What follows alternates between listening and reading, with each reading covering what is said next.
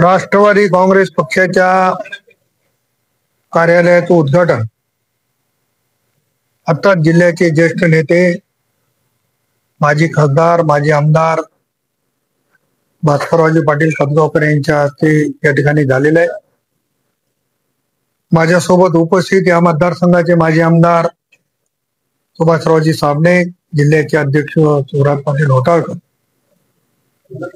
तालुक्याचे अध्यक्ष आमचे राहुल देसाई, जिल्ह्याचे महाराष्ट्राचे सरचिटणीस दिलीपरावजी धर्माधिकारी, लक्ष्मीकांत पदमवार, अनेक सहकारी मंडळी यांच्या साक्षीनं आज या ठिकाणी राष्ट्रवादी कार्यालयाचं उद्घाटन या ठिकाणी झालेलं आहे.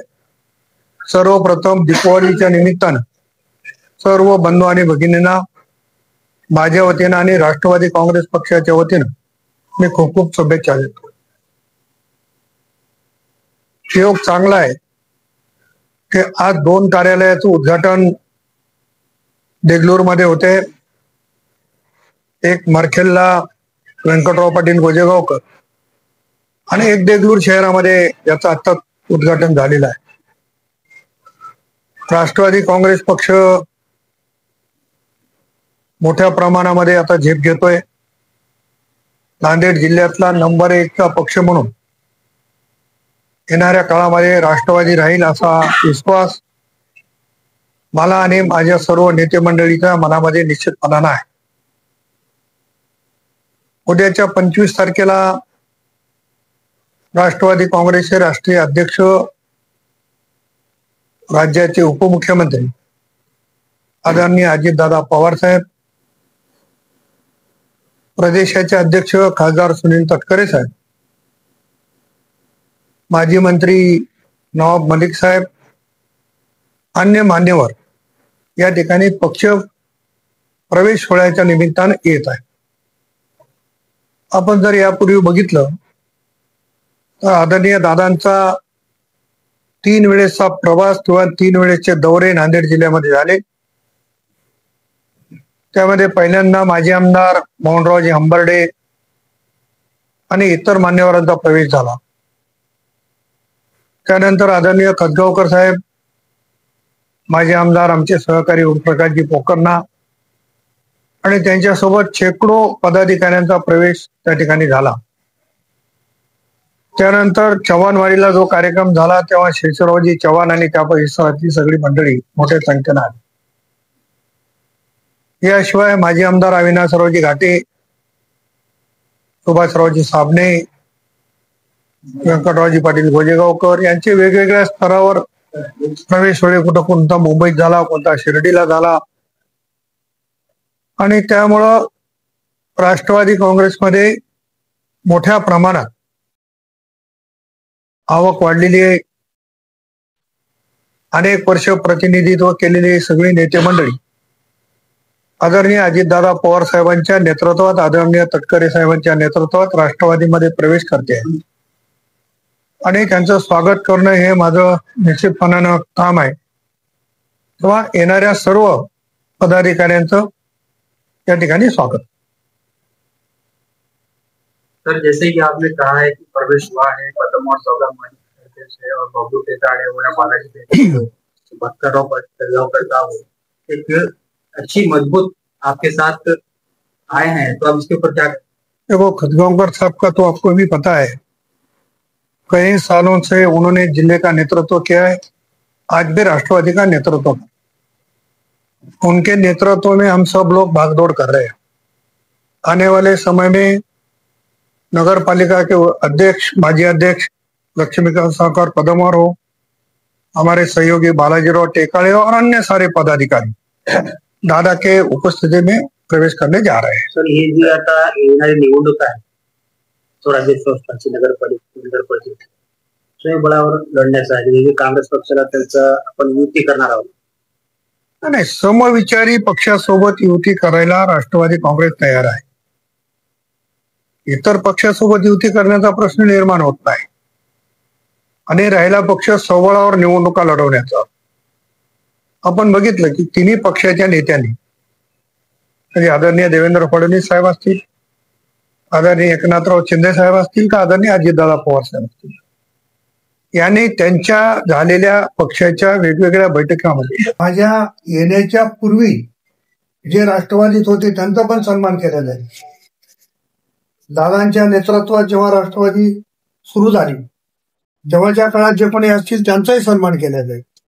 राष्ट्रवादी काँग्रेसमध्ये नवीन जुने भेदभाव न करता सगळ्यांचा सन्मान करण्याची जबाबदारी आमची आहे. सर, आगामी स्थानिक स्वराज्य संस्थेमध्ये किती लोकांची इच्छुकांची उमेदवार आहे जिल्हा प्रशासन, पंचायत समिती किंवा नगरपालिका? आता आम्ही अर्ज आणखी मागवले नाही. आजचे सगळे कार्यक्रम झाल्यावर आमच्या प्रमुख मंडळीशी चर्चा होईल. परंतु माझ्याकडे येणारा वर्ग आहे, खतगावकर साहेबाकडे जाणारा वेगळा वर्ग आहे, आमचे अन्य सगळे माजी आमदार महोदय आहेत, पक्षाचे अध्यक्ष आहेत, तिकडे शिवराज पाटील होटाळकर आहेत, तिकडे बाळासाहेब आहेत. त्याच्यामुळं ज्याला जे सोयीचं वाटते तिकडे जाऊन ते मागणी करतायत. पण शेवटी आम्ही सगळेजण बसून एकत्रितपणाने निर्णय देणार. उम्मीदवार फाइनल हो गया क्या राष्ट्रवादी की ओर से देगलूर नगर परिषद? हमने एप्लीकेशन ही मंगाई नहीं. तो जो एखादा कार्यकर्ता है आगे आ सकता है तो उसका स्वागत है, मगर हमने जब अभी एप्लीकेशन मंगाए थे उसके बाद हम लोग बैठेंगे, उसके बाद डिसाइड करेंगे. ये प्रोसीजर होती है पार्टी की, वो प्रोसीजर के लिए. सर, फाइनल होता है तो क्या भाजपा तभी क्या नगराध्यक्ष देगलूर में ठहरेंगे? क्या नगराध्यक्ष वो उनके पार्टी का मैं चलो सर, आपका अलायंस है इसलिए. देखो, दूसरे पार्टी के बारे में मैं कुछ बोलना नहीं चाहता हूँ. मेरे पार्टी के बारे में मुझे पूछा मैं सर, आता तुम्ही सांगितलं होतं की जुन्या संधी देखील मिळणार आहे पक्षामधल्या.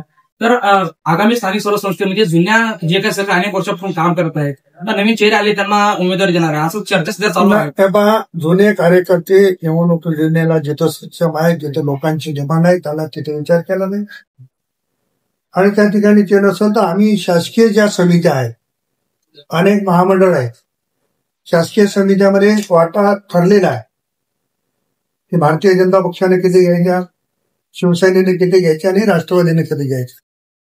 त्याच्यामुळं प्राधान्यानं जी जुनी मंडळी आहे त्यांना आम्ही त्या समितीवर घ्या. सर, मसना जी नीलमवार साहब के बाद पदमवार सौकर राष्ट्रवादी की दूर यहाँ के देगलूर की संभाले थे. आज नीलमवार फैमिली पदमवार सौकर के साथ रहेगी क्या आगे इलेक्शन? मैं क्या बोला आपको कि जो लोग हमसे मिले नहीं, हम उनको मिलेंगे, रिक्वेस्ट करेंगे, दूसरा क्या कर सकते हैं. हम उनका सम्मान देने के लिए उनको बात करेंगे और वो आ गए तो उनका स्वागत है. सर, सध्या एक वादग्रस्त वक्तव्य केलं होतं सगळ्यात जास्त आमदारांनी की दिवाळी हिंदू बांधवाकडूनच खरेदी करा, त्याच्यामुळे देगलूरमध्ये मुस्लिम समाजामध्ये जोरदार चर्चा संग्राम जगताप यांनी केली होती. त्याच्यावर माननीय अजितदादा पवार साहेबांनी, चर्चा चालू सर, याच्याबद्दल तुम्ही काय? अजितदादा पवार साहेबांनी अतिशय चांगल्या भाषेमध्ये त्यांना शपथ दिलेली आहे. ते माझे सहयोगी आमदार आहे. परंतु नेत्यांनी एका प्रकरणावर बोलल्यावर मी परत त्याच्यावर प्रतिक्रिया देणं मला वाटतं उचित.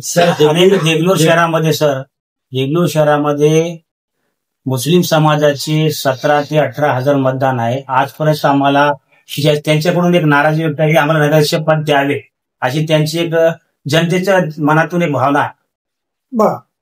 पुढे येणाऱ्या कार्यकर्त्याला नेहमी सवय दिली पाहिजे.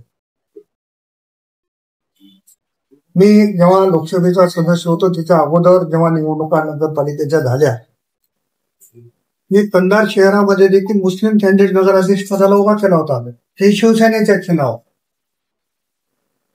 शेवटी लोकांची काय इच्छा आहे आणि मुस्लिम समाज असेल, दलित समाज असेल, बहुजन समाज असेल, या सगळ्या समाजाचा सन्मान राष्ट्रवादी काँग्रेसमध्ये केला जातो.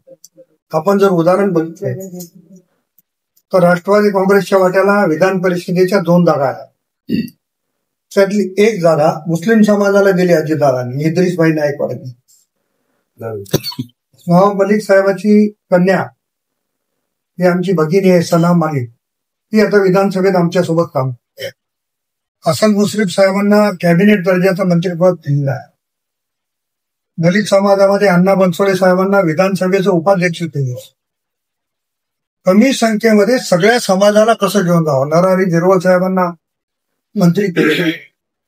हे सगळ्या समाजाला, भुजबळ साहेब आहे, आणि सगळ्या समाजाला प्रतिनिधित्व देण्याचं काम इथं कुठलाही जातीवाद राष्ट्रवादी काँग्रेसमध्ये नाही आहे. सर, देगलूर नगर परिषदेचे नगराध्यक्ष जे पद आहे ते ओबीसी महिलांना सुटलेलं आहे. आता जे प्रवेश झालेले आहेत, जे नांदेड येथे चौघांचा प्रवेश झालेला आहे. त्यापैकी पुरुषांचं आपल्यावरती पक्षामध्ये प्रवेश झालेला आहे. पुरुषाच्या प्रवेशावरती आपण स्त्रियांना उमेदवारी देणार का समाजा म्हणजे समता दृष्टी जेव्हा विचार करतो तेव्हा महिलांना कशा पद्धतीने बघणार आहात? जेव्हा आमच्याकडे प्रवेश करतात तेव्हा आम्ही विनंती करून प्रवेश करून घेतो.